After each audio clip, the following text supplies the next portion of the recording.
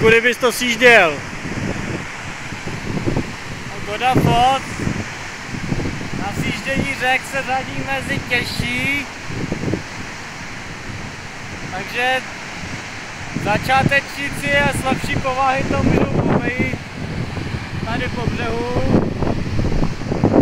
Asi 3 kilometry a pak se můžou vrátit na řeku.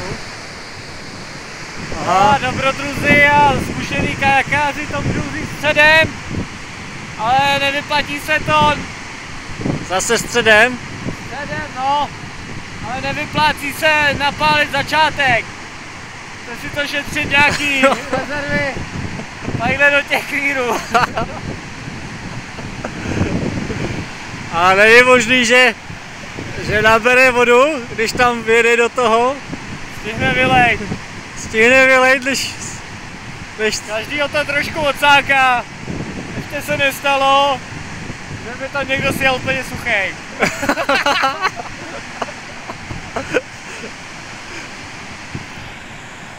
No a pak už je to brnkačka zase, jo? Pak už jenom...